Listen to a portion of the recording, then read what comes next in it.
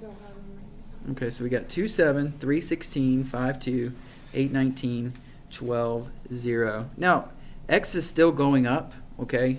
That's pretty much, well, it's not required. Like, you can still plot all the points, but you can tell that something's happening with y.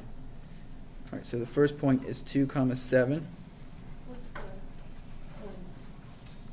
8, 19, and what? Okay, so here's our points plotted.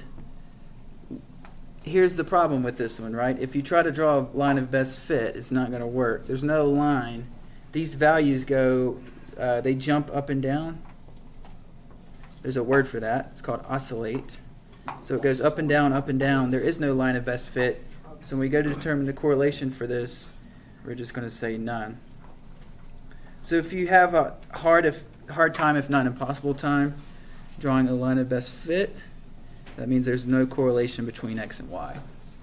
Those are your three options, right? We talked about the fact that, and I'll just go to the next one.